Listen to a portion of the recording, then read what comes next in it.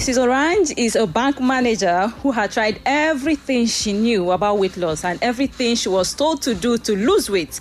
Yet, she was not losing weight. The fat was just not going away. Do you know why?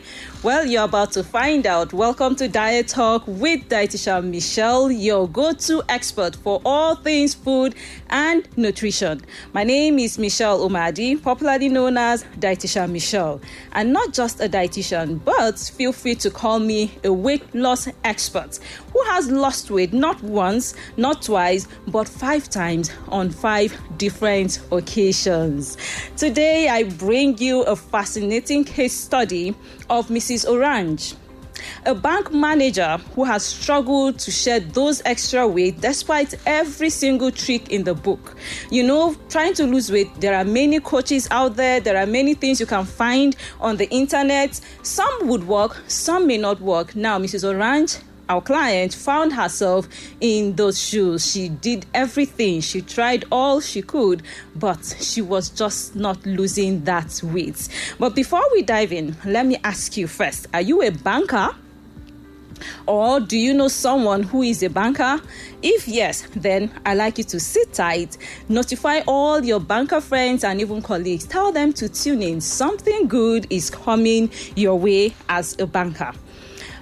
You know why? Because when we explore Mrs. Orange's journey, when we explore all her challenges, when we talk about how we helped her, then you would discover all the mistakes she was making and why she couldn't lose weight. Then you would also know how we were able to help her as dietitians to lose weight. Remember that this is the 3rd Tuesday in the month of March, and we were looking at case studies. We want to convince you that diet therapy works. We want to convince you that it's not a waste of investment when you go to see dietitians.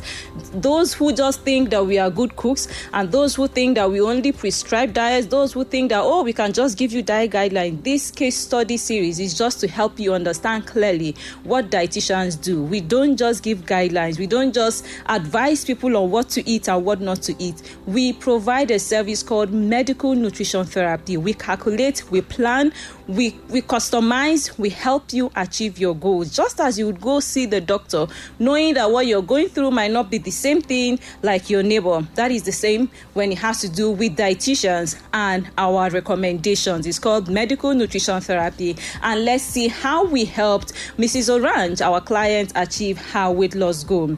So let's look at the lifestyle of a typical banker. Bankers, are you with me? Pay attention and let's know if Michelle is right or wrong.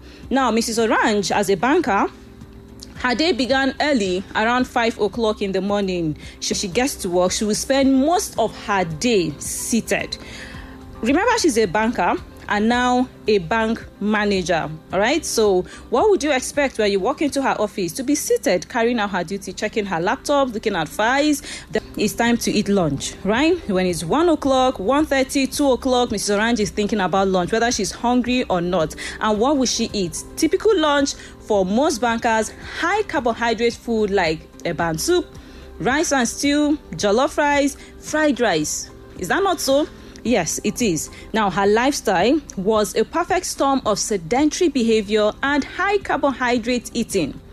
This lifestyle is a risk factor for the development of diet-related diseases like obesity, diabetes, cardiovascular diseases like hypertension, stroke, heart attacks. Now, for some people, let me tell you, they may have a sedentary lifestyle, eat high carbohydrate diets, and not be obese. And they may think that all is well. Meanwhile, other diet-related conditions like diabetes will be there, or even cardiovascular diseases. We have seen people who are not fat, yet there's a problem with their heart. They're about to have stroke. They're hypertensive. So don't just think that people who are overweight are the only ones who have diet-related diseases. No, it may not show as obesity, it may not show as overweight, but there are other diet-related conditions related with this kind of lifestyle, sedentary lifestyle, high carbohydrate diet, and it may show up 5 years later, 10 years later, 15 years later, but it's there and it's waiting, most especially if there is a family history of diet-related conditions.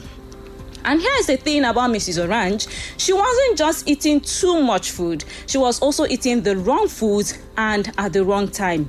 Eating meat pie as snack. Yes, now let me tell you the difference between snacks and junk food, because that is one mistake that you would learn. In fact, if this is the only thing you learned from today's episode, then you need to clap for yourself because you have learned something good. There's a difference between snacks and junk food.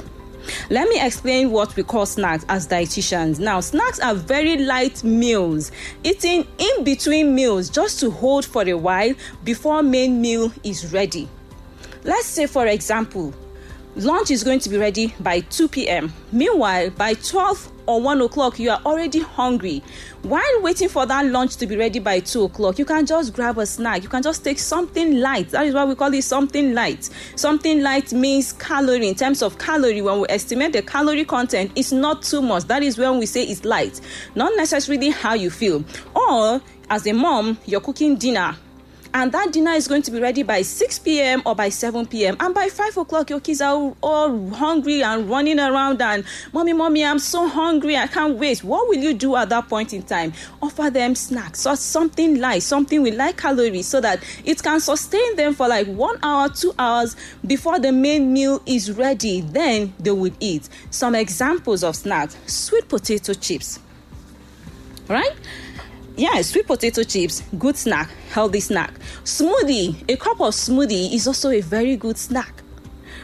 Then we have bean chips. Have you heard about bean chips? It's made from beans. Have you heard about koro? Well, people who are from the north will know that. If you're not, sorry, but it's a kind of snack made from cassava and maize. And then one of my favorite snack, kuli. I don't know why it has that name, kuli, but look, it's a nutritious snack, and I'll tell you why. It's high in protein, low in fat. Why? Because the fat content in the granite has been extracted, and so you are taking more of the protein and little of fat. So it's a healthy, nutritious snack that can keep you going for about an hour or two. Another thing we can call snack is just few crackers and peanut butter. Now let's talk about junk foods. What are they? These are high calorie foods that have little or no nutritional value. And my friend, this is where pizza, shawarma, meat pie, those pastries that you enjoy, that is where it falls. Don't call meat pie snack. Meat pie is not snack. Why? Because it is high in calorie. One regular meat pie will give you about 500 to 700 calories. That is even more than a plate of jollof rice and chicken. Take that from Dietitian Michelle. So estimating the calorie content is high. And what you're going to be getting from that will be more of fats and carbohydrates. So do you now understand why we call it junk food? Yes, do you understand why we call these junk foods? Because you're going to be loading up on calories and you're not going to be getting sufficient amount of nutrients. So I hope you're clear about the concept of snacking and junk food. So don't take meat pie and say you have taken snack, or you eat shawarma. In fact, sometimes during food history and we ask them, what have you eaten? Oh, my pikin, I've not eaten anything. I just ate small meat pie. They just gave me meat pie and I said, Mommy, you mean you ate small meat pie? You say you have not eaten. That is equivalent to a plate of rice and chicken. Do you understand? So these are some of the mistakes that Mrs. Orange, our client, was making. Now, this is not to say that Michelle does not eat snack. Don't quote me wrongly. Dietitian Michelle, yes, I eat snacks and I take meat pie. Occasionally, I do. I take my kids so that when you see me in crisp and pastry enjoying my meat pie, you won't say, hey, come and catch Dietitian Michelle where she's eating meat pie. Look, I am saying it and I am saying it loudly. I treat myself occasionally. I take my kids out. I buy them shawarma, I buy them pizza occasionally. Do you understand? Just that it's not on regular basis. You won't catch us doing that every time, every day. Occasionally we do that. And guess what? When I take meat pie, it replaces food.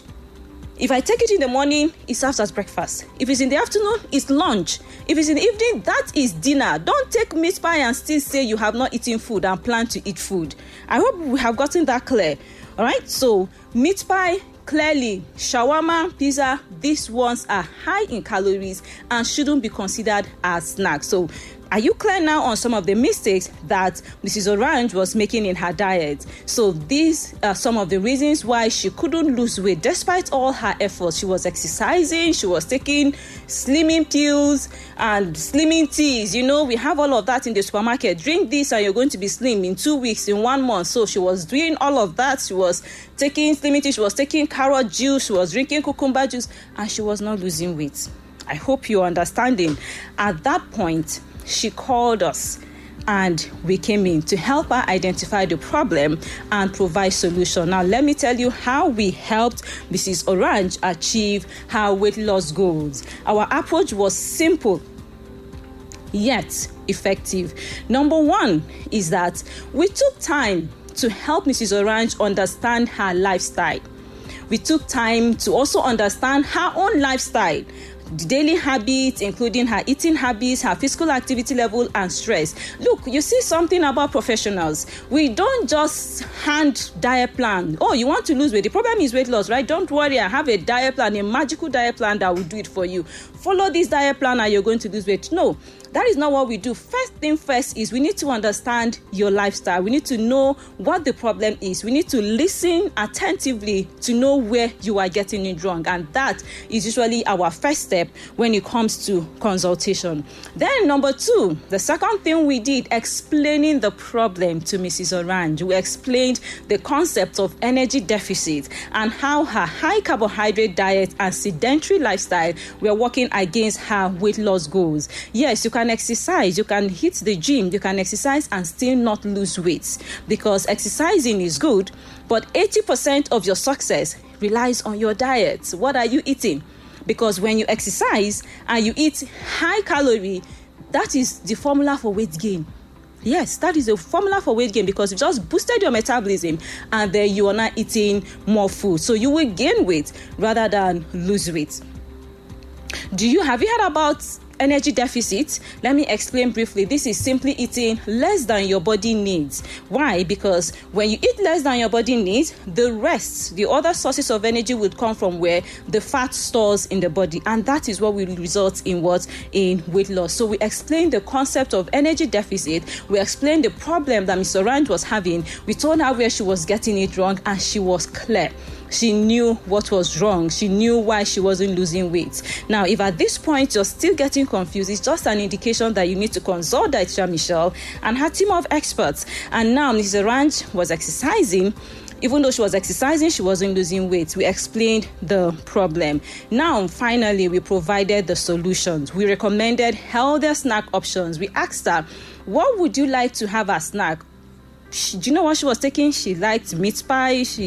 In her cupboard in the office, she had a lot of biscuits, cookies, and all of that. And we said, well, not that you can't eat these things, but if you must, this is a quantity, very small amount that you should eat if you want to consider these ones as snacks. And she said, no, I prefer you give me healthier options. And we recommended healthier options to serve as snacks for her to eat if it's absolutely necessary. Of course, we encourage her to continue to exercise for about 45 minutes, either at home or go to the gym to exercise. Then we created a personalized 1,500 calorie diet plan that was low in fat, moderate in carbohydrates, balanced in protein. Did you hear that? Balanced in protein, because that is one problem people make when they are trying to lose weight, and they discover that, oh, they have removed all the carbohydrates, they have taken out the protein, they have removed the fat, and for the first few weeks they will notice that they have lost weight. After a while they stop losing weight. Why? Because you don't touch your protein requirements when you're trying to lose weight. You can reduce your fat, you can reduce your carbohydrate, but you see your protein,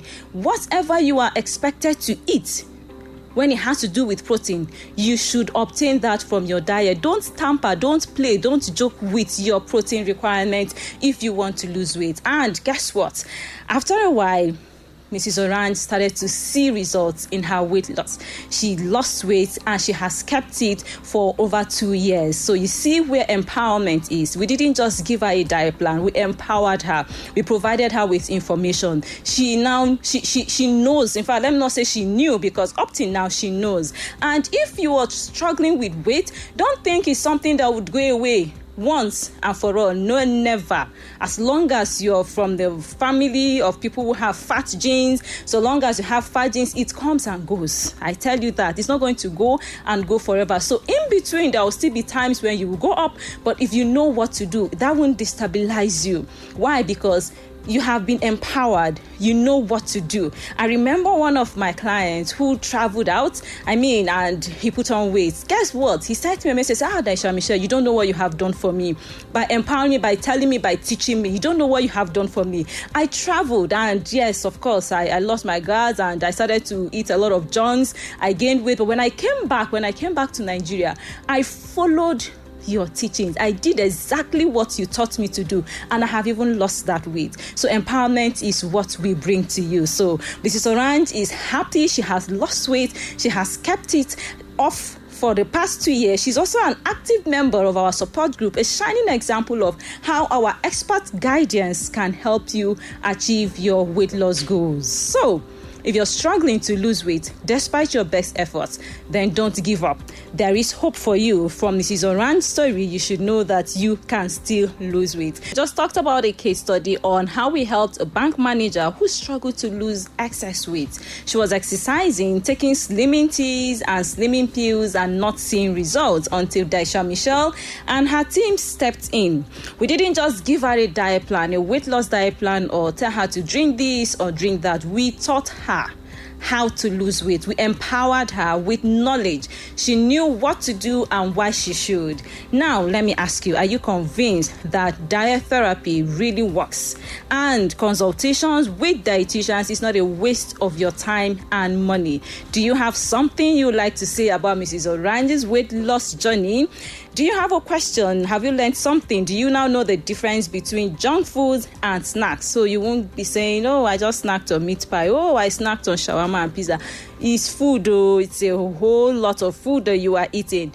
With Dietitian Michelle and her team, I assure you that eating healthy and living healthy cannot be boring. We know how to help you balance it. Try us today and you'll be very happy you did. Then don't forget to follow me on social media for more tips, tricks, and behind the scenes peeks into the world of diet and nutrition. I've got a lot more to share with you outside this space. So connect with me on social media. You can drop your comments, ask your questions, especially those who tried to reach me today but for some reasons couldn't. You can still connect with me and I will respond to your questions. You'll find me on social media with these handles: on Facebook, Dietitian Michelle; on Instagram, Dietitian Michelle; on TikTok, Dietitian Michelle; on Twitter, Dietitian Michi. Then on LinkedIn is Michelle Umadi. And you know what? Our main place is the YouTube, Dietitian Michelle. Have you subscribed to my YouTube channel? If you have not, then you are missing out. There are lots of interesting nutrition topics there. Many things you would like to know about food, about basmati rice, about diabetes, about meal plans, about the kind of pots you should cook with. Even on sugar, there are many interesting diet topics you will find on my YouTube channel, Dietitian Michelle. So if you have not, quickly just go there. If you don't even know how to go about it, tell somebody close by, please help me subscribe to Dietitian Michelle's YouTube channel. I want to learn more on how to eat healthy, how to live healthy. I hope you're getting that right. Dietitian Michelle on YouTube. You're going to find lots of interesting topics. Now I invite you to join me again next week on Diet Talk with Dietitian Michelle for more expert advice on diet and inspiring success stories. Now, a hot topic is loading. Quick, let me ask you before I go today, how many times do you think we should eat in a day? How many times? How many meals should you eat every day? Once. Somebody is already signaling that we should eat 3 times. Okay. So what's your own opinion? Do you think we should eat once a day or twice a day or 3 times, or even what they call 3 square meals? 3 square meals is 9 foods in a day. So what's your thought? What do you think? Well, when you come back next week, Tuesday, we're going to talk about it and you would know exactly how many times you should eat every day. And if you have people you have argued with, oh, you're eating too much. No, you're not eating too much. Or even for children, how many times should they eat? If you're confused, then make sure you don't miss next week's episode. And you can also invite your friends, tell them, come and listen. Dietitian Michelle is about to shake table and possibly break the table on how many times we should eat in a day. Tell your loved ones, share any content to remind them that Diet Talk with Dietitian Michelle holds every Tuesday by 5 p.m. All right, so see you next week, and while we wait to meet again, ensure you make wise food choices. Bye-bye.